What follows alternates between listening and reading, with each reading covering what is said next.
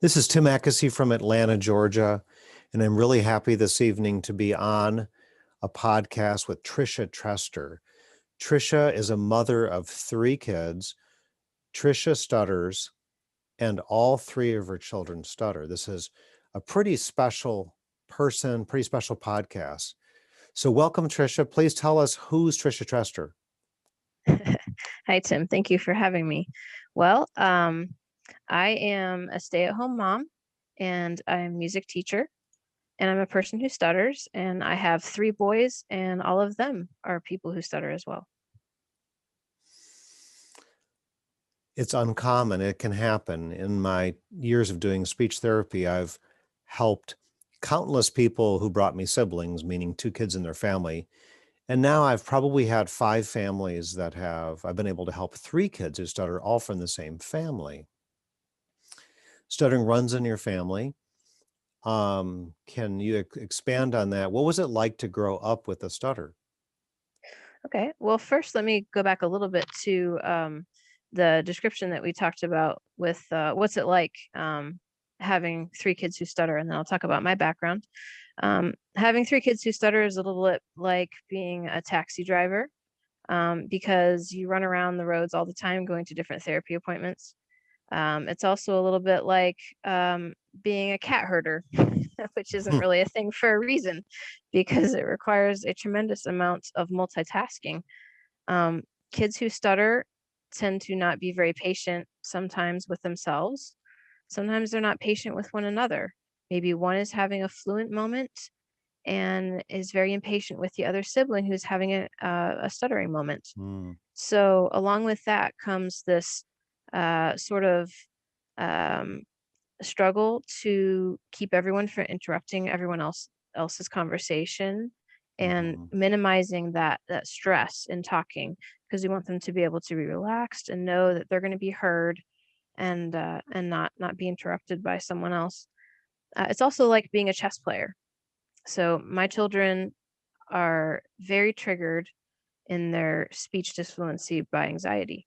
Mm. So a lot of times I have to anticipate and deflect situations in which I know this is going to be too much of an anxiety trigger. So let's downplay this a little bit. Let's give some support. Let's minimize some of the stress in this situation. Interesting. Obviously, I'm not a helicopter parent and I can't prevent any little bit of stress, and I don't want to. I want them to live real full lives. I want them to have challenges and struggles, but I also sometimes can see an unhealthy situation coming on that maybe they're not quite ready for, and I can help deflect a little bit of that and then talk them through how we could handle it in the future. And how has your history with stuttering helped you become intuitive to the things that you just described?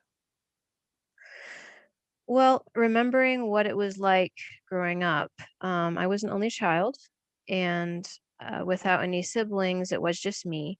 So with my parents, it was pretty easy. I didn't have a lot of competition for attention. Mhm. My parents were fairly patient with me. They didn't really have a lot of resources for me, but they were at least accepting, which I appreciated.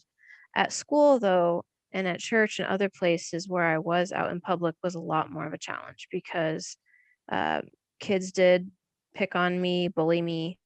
Um, it made it really difficult to make friends because being an only child, not having a lot of socialization, I was already a little behind Mhm. in my social maturity and skills. And then you add to that, oh, it's the kid who can't get anything out. You have to wait 5 minutes for her to finish her sentence. Doesn't Mhm. really help you make a whole lot of friends. So having that in my background, I think has helped me to have a little bit more of a mindset of knowing, okay, this situation probably isn't going to be healthy, or this situation maybe I need to talk to my child first and just kind of prepare them that, okay, there's so and so here and they've never met you before. So, just advocate for yourself if you need to. Let them know I'm a person who stutters, and make a new friend. Not to make them, worried about everything all the time, but just to It's give them great. that So you're mindset. already teaching your kids that it's okay to disclose they stutter. Absolutely, absolutely. And what's They'll, your purpose for that? uh,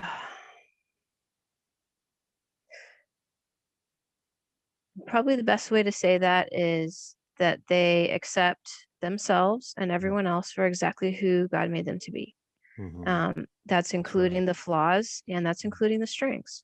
Yeah. So I want them to expect and seek out relationships in which they are accepted and they are proud of who God made them to be. Hmm. And they know they have challenges and they work through those.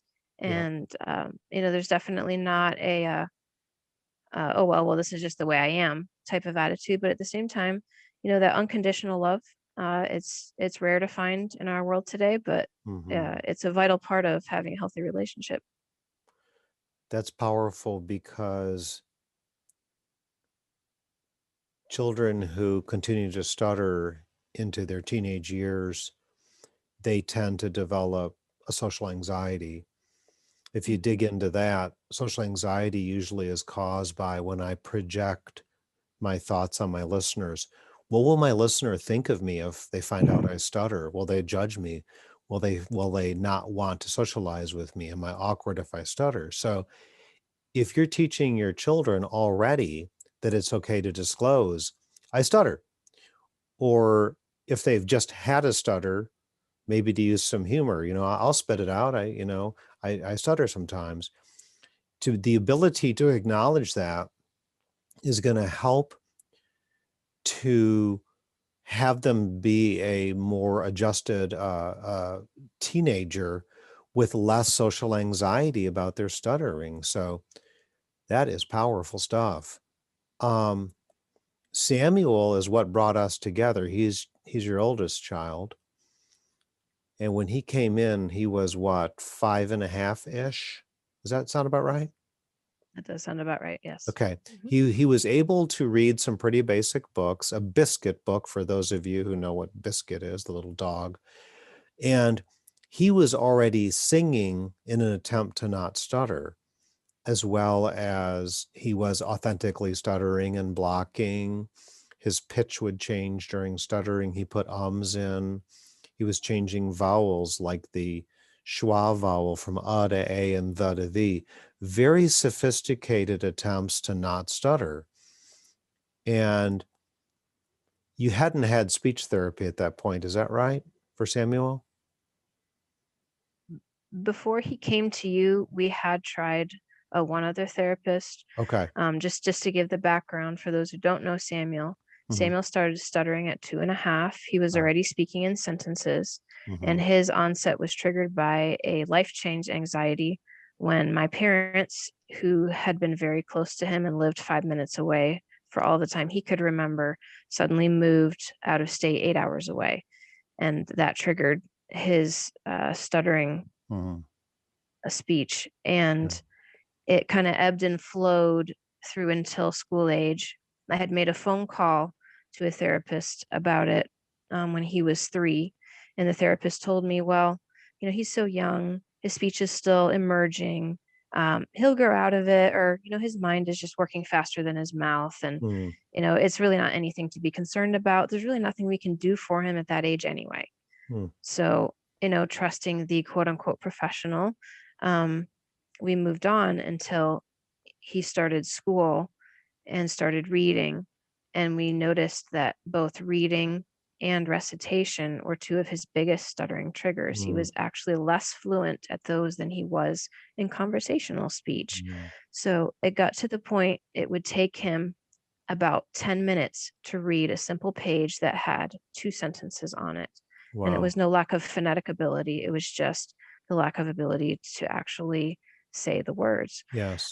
So we consulted a speech therapist in the area. We had since changed states and found someone, um, but she was working with him primarily on conversational speech, and it wasn't overly successful. Then when I showed her a video of Samuel trying to recite a scripture verse for class and also trying to read a page, Mhm. she immediately told us, this is beyond my depth. You need to go see Tim." Oh. So hence we march into your office. And I had no background with any speech therapy myself, but I Mhm. was pretty determined that there had to be an answer for my son, and I was going to find it. And I'm glad Yeah. we did. Well, we've got video from the first day we met when he all the singing. And no one Mhm. said, "Hey, I have an idea. When you think you're gonna stutter, start singing." He had But a different coping mechanism every yeah, week. He the just attempted rotated through them. solution is the problem. Yes. But Now he had a Samuel, myriad of avoidance techniques already at age 5, 5.5. and no one had ever told him it's not cool to stutter. He arrived at that conclusion all on his own.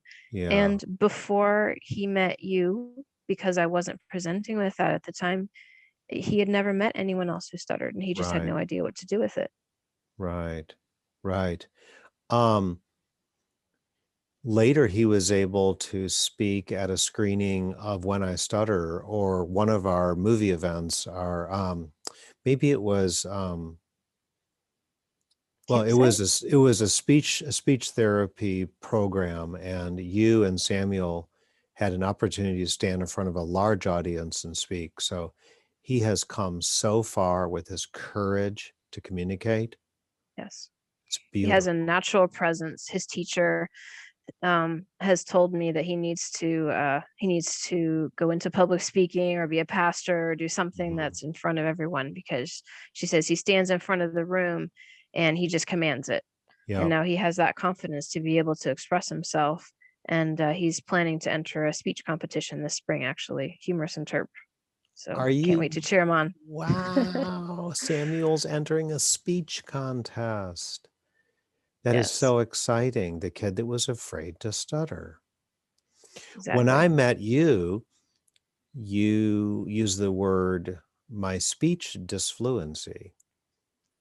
And I Mhm. encouraged you. I said, call it what it is, stuttering. It's almost reminds me of Harry Potter Mm.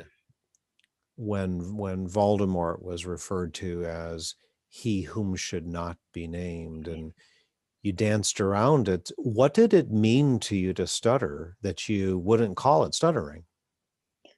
Well, that was kind of my skeleton in the closet, because not only was it something I had been ridiculed for and had worked agonizingly to control, it was also connected very deeply to me, with some demons in my past, Mhm, conflict in my home, and other things that were just really difficult to go through as a child. mhm, So that connection of the word stuttering just kind of conjured up in my mind this dementor, basically, that I mhm, wanted nothing to do with. mm, And until I had a situation happen where I temporarily relapsed into a stuttering situation again after witnessing a high speed car crash, mhm, um, I really didn't have a present touchstone to reframe all of that by. So I have to say I'm thankful really that I didn't get speech therapy as a child, because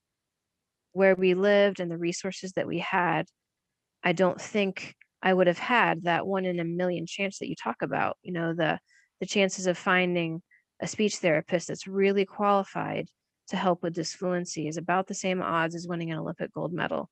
And I know for a fact I wouldn't have had that as a child, but yet now as an adult, I was able to access that resource and it made a mm, world of difference.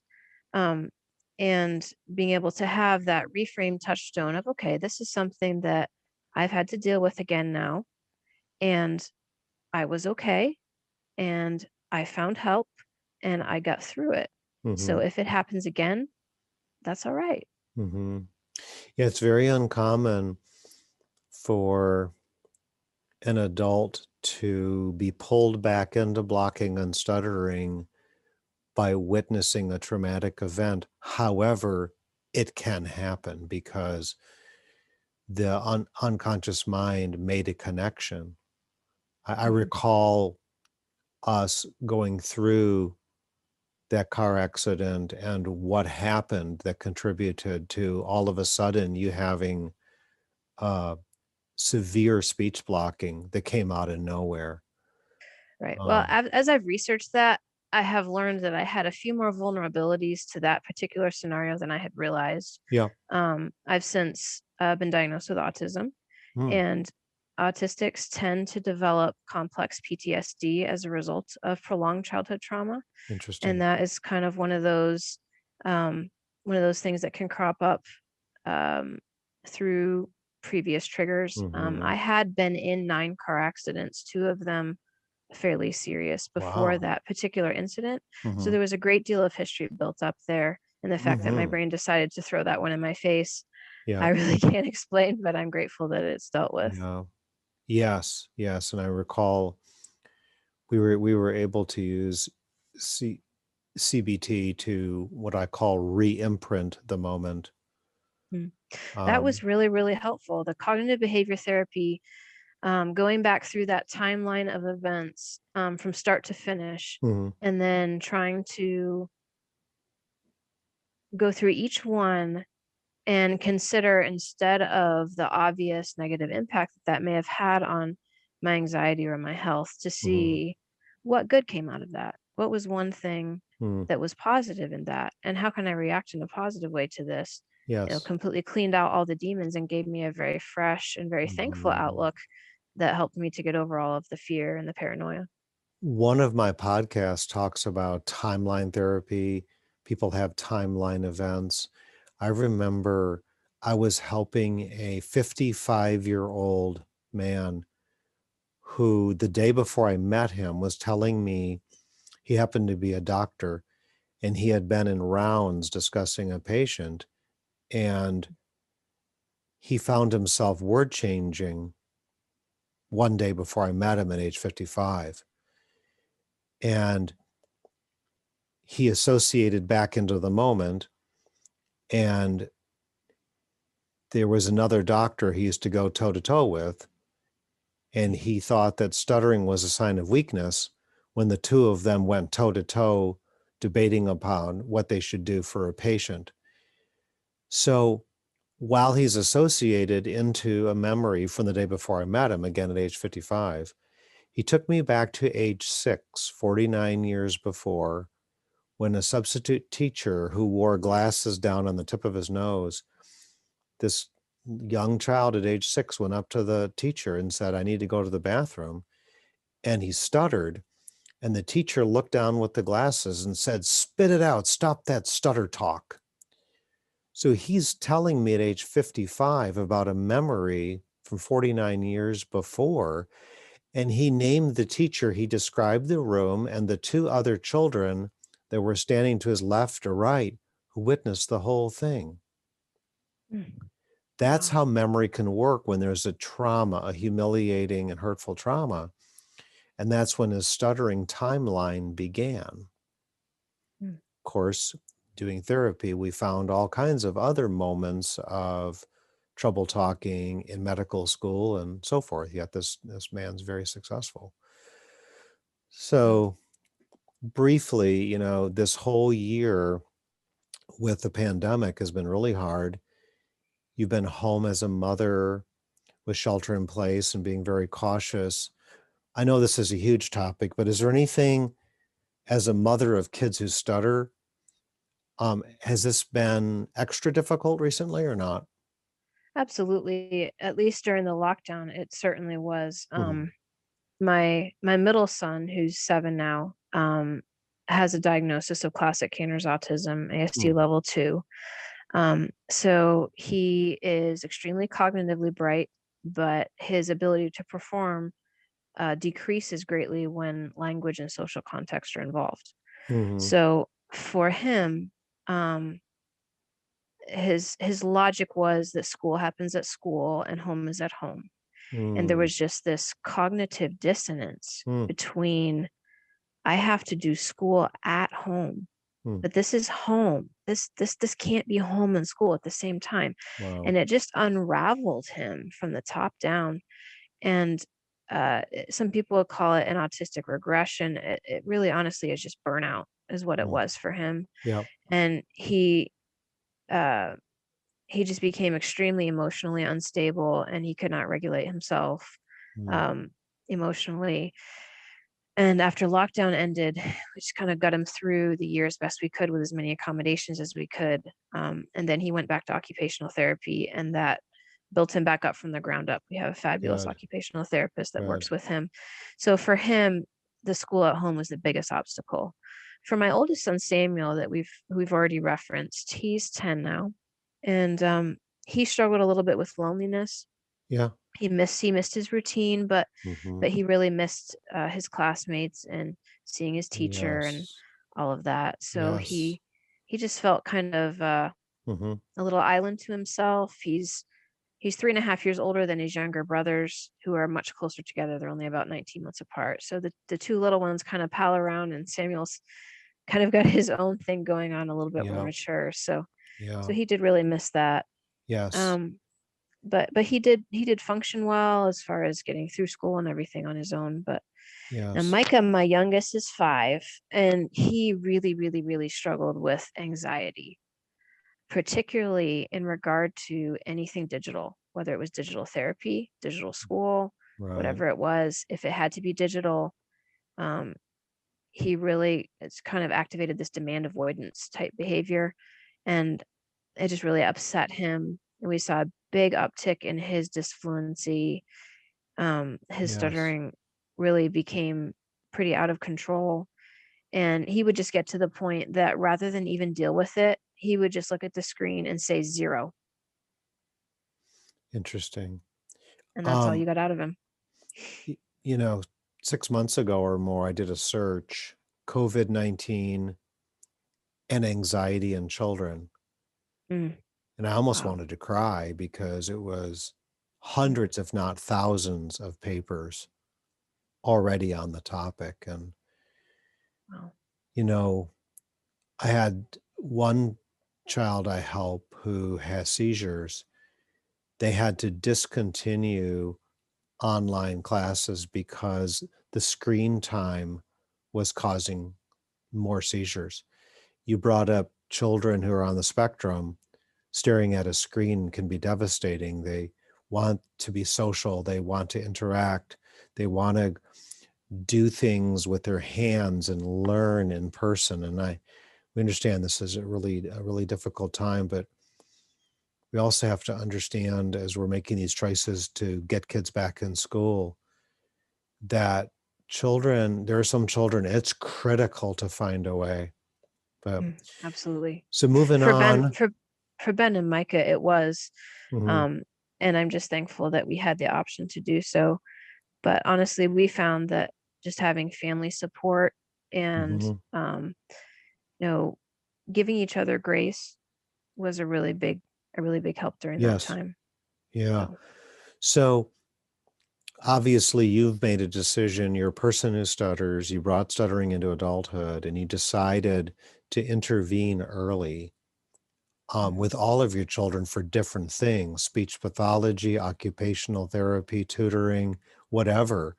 So, what do you have to say about early intervention for children who stutter? Do you give it a thumbs up? Oh, absolutely.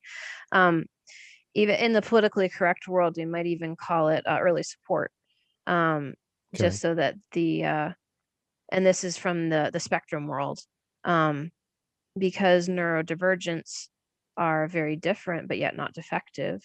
Um, we don't want to intervene with the wiring that they were born with, but we do want to support it and give them accommodations and help, so they can be live to the maximum of their potential. With stuttering, that's a little different, and early intervention, I think, would be appropriate. Um, Okay. Honestly, coming into it, I was pretty clueless. I just knew I wanted something different for my Hmm. child than what I had gone through. Hmm. Um, and I didn't want them to have that feeling of just being powerless to cope with it. Hmm. I didn't want them to feel stuck in jail. Like Hmm. I'm trapped in this body that in this mind. I have so much to say. I have so much Hmm. that I want to communicate. I have so many ideas. I have so many thoughts, and yet I really can't get them out in a way that does service to, the level of brilliance is there. Um, so it definitely, if if I had known what I know now, I would have taken Samuel in at 2 years old, Hmm. just like I did with Micah. And I Yes. think that that everything happens for a reason. And I think, we found what we needed to find at the right time, and that's a real blessing, and I'm thankful for it. But Yes. I would absolutely encourage anyone who has a child that's struggling with stuttering to seek help as soon as you can, because Hmm. it makes a tremendous difference, not only in the child's speech, but just in their confidence and in their outlook on the world and on their view of themselves. Yes. And it was particularly important with a child whose temperament, when they are developing very sophisticated attempts to avoid and conceal their stutter at age 5, we don't brush that under the rug. Some people say, well, you don't treat it till 6, but I remember one of the things to do, as I taught Samuel the purpose of singing as he was trying to not stutter, that it's okay to stutter, buddy. And then I remember contrasting, I read something and then I sang something, and I asked him which he liked more. And he goes, reading, he said, I think your singing is awful. And, and I'd rather be reading than singing. So that was just a way to reframe it. And a kid is 5 years old, for him to make his own decision. But Right. And so also for him, I remember you saying uh, something about, I like your real voice. Your yes, real voice is cool.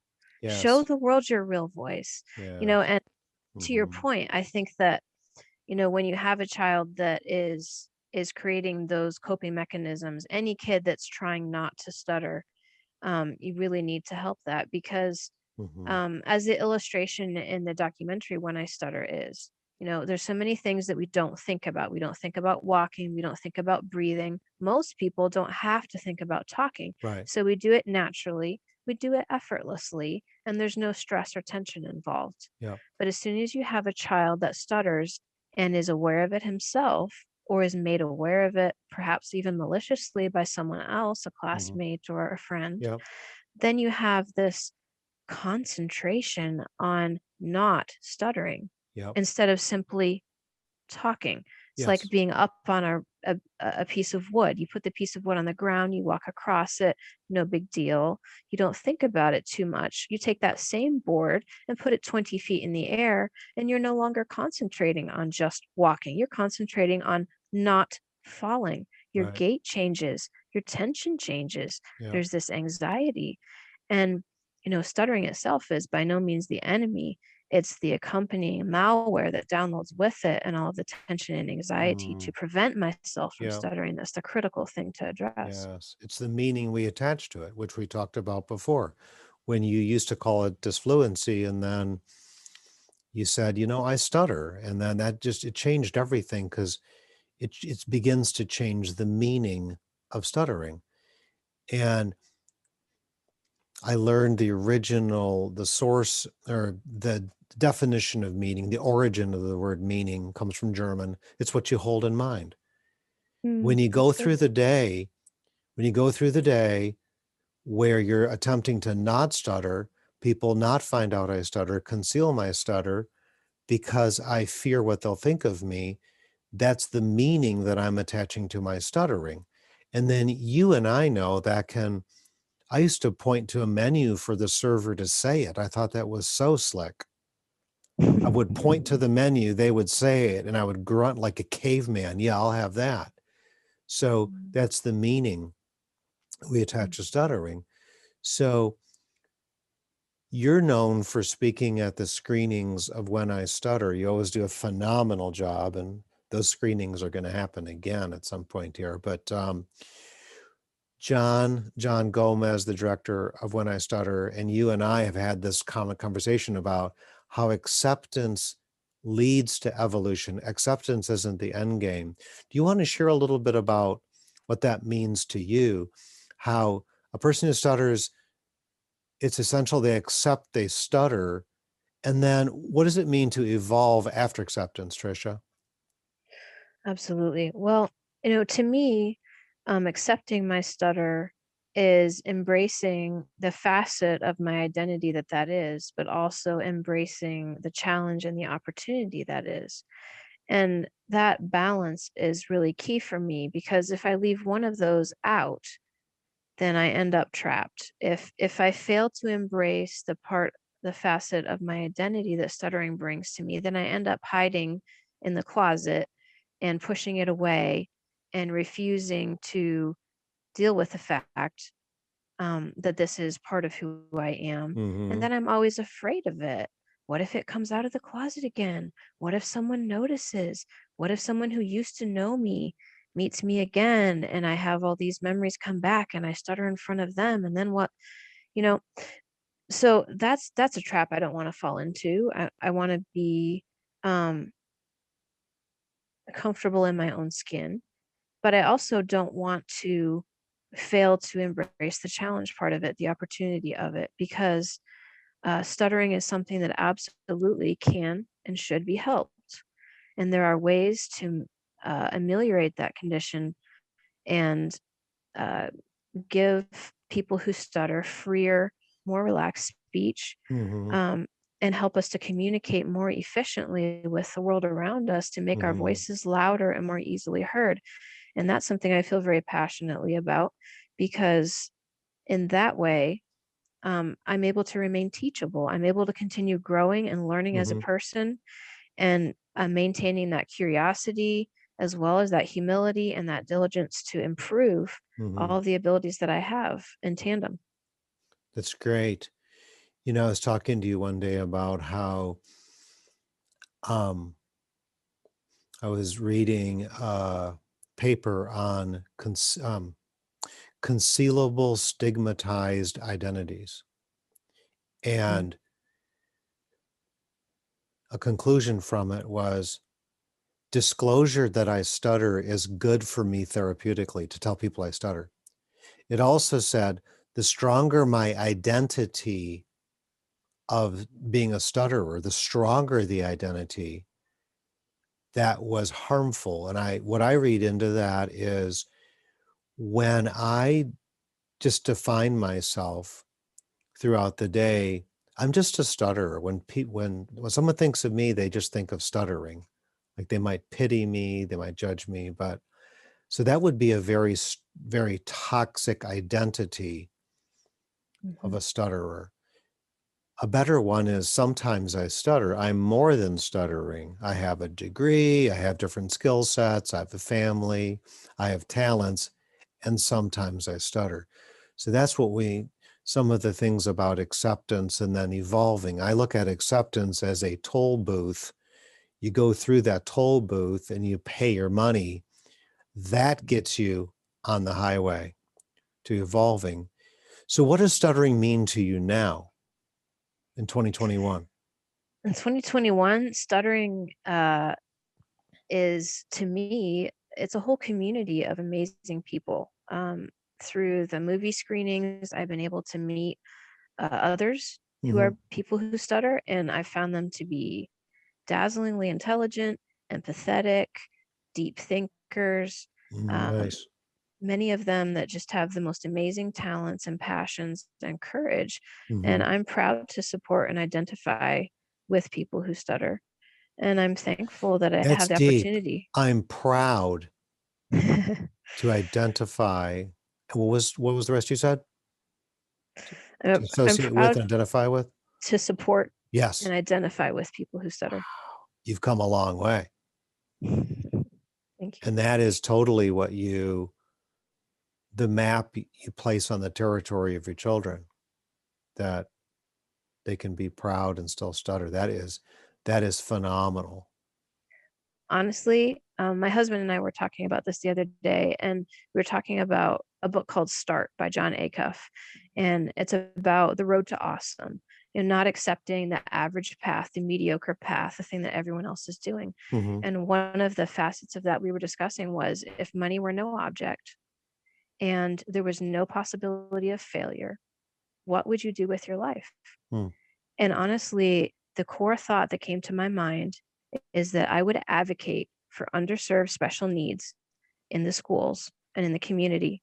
That would be autism, that would be dyslexia, and Hmm. that would be people who stutter. That's my That's passion. great. That is fantastic. I have some friends who are attorneys, and that is their specialty, is to advocate for children who are not being served properly by their school systems. And Wow, they have awesome. the legal knowledge behind them to maybe sue a school district if that's what's necessary. They're able to do that. But Sure. I'm not as there's much into the legal aspects of it, although exactly. I that's know you're amazing. not. I'm thinking more on the advocate level as far as Grassroots. teacher education, Yes. community resources, that kind of Yes. thing. Exactly. You and I doing grassroots things for children. So I always ask my pod guests, what does this famous Mandela quote mean to you? Courage is not the absence of fear, but rather the triumph over it. What does that mean to you?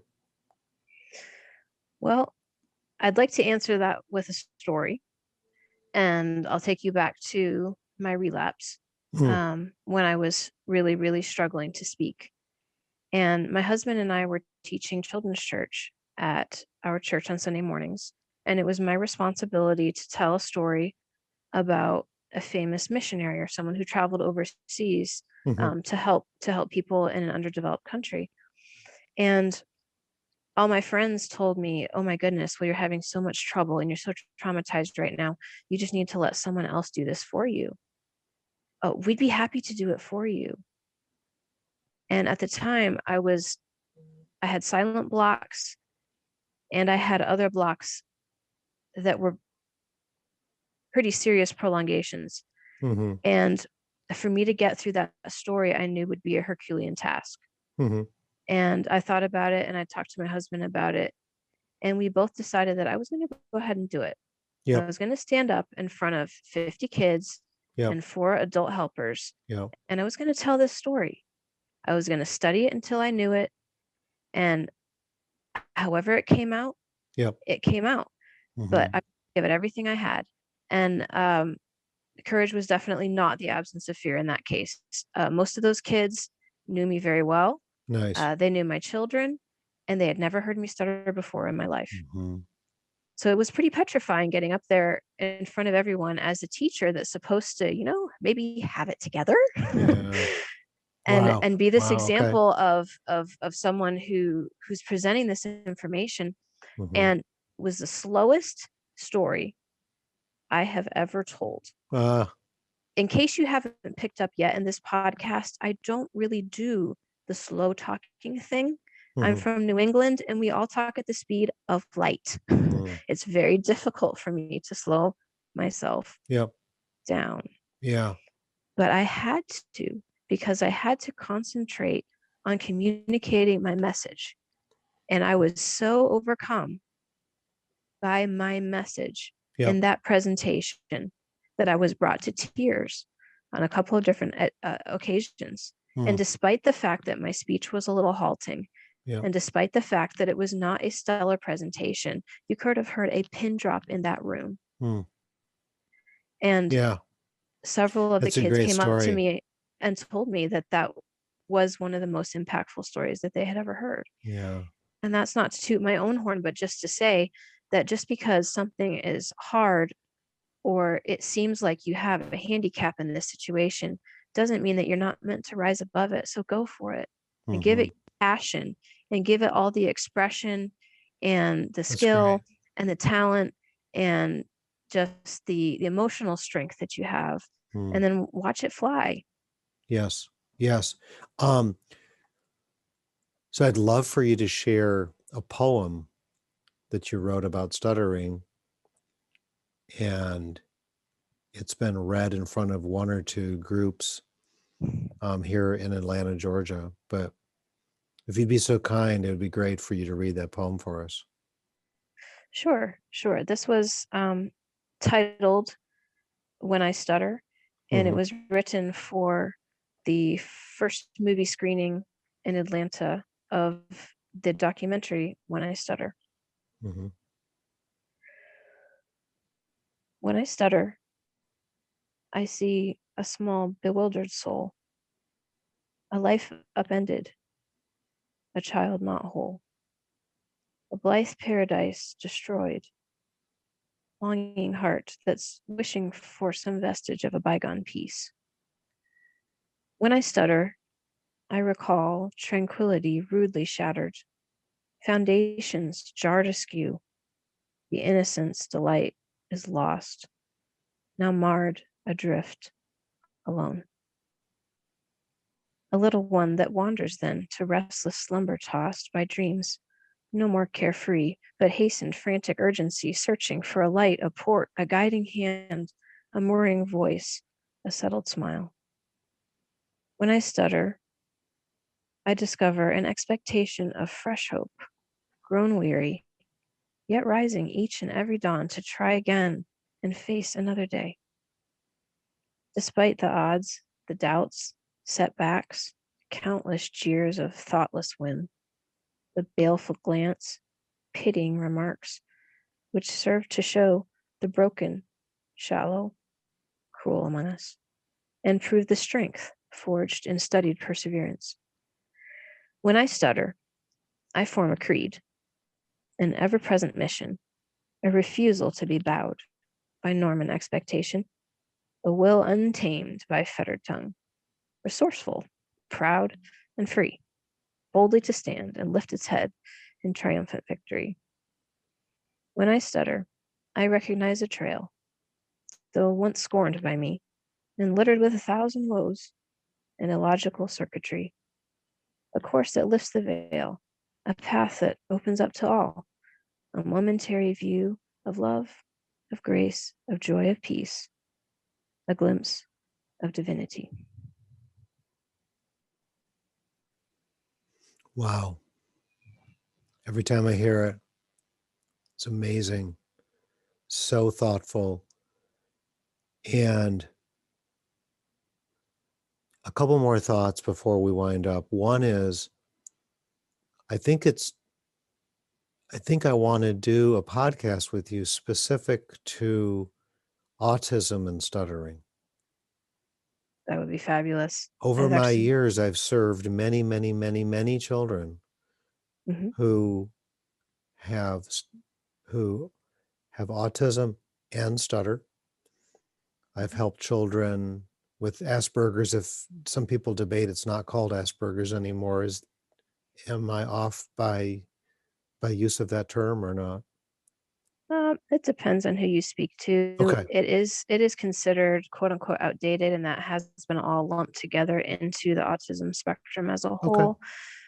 Some people are more triggered by that than others. Okay. It depends on who you're speaking to, but it is a nuance of autism Okay. that is defined by being without the typical language delay that you would see in ASD level Gotcha. 2. Well, we will not miss the forest for the trees and get all hung up on a word. I think Right? a podcast that talks about what it's like for people on the spectrum to stutter and what it's like to be a parent would be phenomenal, because it's not getting as much attention. It would be very, very helpful with the diagnoses of autism on the rise. Obviously, you're going to have more children who are caught in autism spectrum and stuttering. So that would be phenomenal. And I have Um, 3 different stripes of autism among each of my 3 children. So each of wow. them reacts to stuttering in a different way. I have a pathologically demand avoidant. I have what would be considered an ASPE, like you said, and then I have a classic Canners, and each of them have a totally different spin on disfluency. Wow. We're going to have to do that. We're going to have to do that. Absolutely. Any closing thoughts for this evening's work? Sure. Well, I guess just from one autism parent, from one disfluent parent, from one stuttering person to another, I would say, especially for uh, parents that are looking for thoughts as far as having kids who stutter, and maybe they're not a person who stutters themselves, I would say, do your research, advocate for your child. Don't settle until you find the right resource that's going to fit and support your child and their needs and their family. And above all, get comfortable being imperfect, give grace to one another, be Mm-hmm. patient with the process, because the process of dealing with stuttering will teach you and it will change you. And Mm. that's a really good thing. Um, in my own journey, being a person who stutters, I went from no one knowing that I stutter to very many people knowing that I stutter. And that Mhm. has been a fabulous thing for me. When I first wrote the poem, When I Stutter, and sent it to one of my friends that I was very close to, they wrote me back and said, "Why did you call it When I Stutter? Why didn't you call it When I Ponder or Mhm. When I Reflect or Mhm. something like that?" And I had to tell them Mhm. because I do stutter, but Yep. I mask it so well that even my best friends didn't know. I would just either get quiet or I would get up and pace and do something physical to try to kind of distract Mhm. some of the tension away.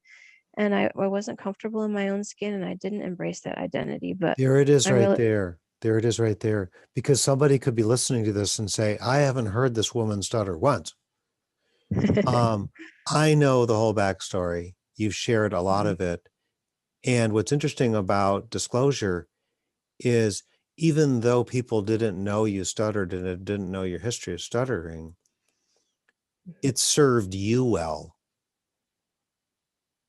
Yes, And that's the thing is that people, be courageous, disclose, tell people that you stutter, or if there's something else that you would like your friends and family to know, lift the burden, Mhm. talk about it, get it out there. And Yes, because you people don't hear you stutter, you knew you needed to do it for you. absolutely. And I think that is a truth that has a multitude of applications, like you were saying. Maybe it's Mhm. something else. Maybe it's mental health. Maybe it's something else that's stigmatized in our society. Mhm. It's okay to be real and it's okay to be genuine. There are always, yes, going to be those people who refuse to accept others with unconditional love. I can't tell you you'll never be hurt, but I can tell you you'll never be yourself and you'll Mhm. never be able to grow into the person who you are meant to be until you are able to be open and be free with whatever it is that you struggle with. Tricia, thank you so much for your time.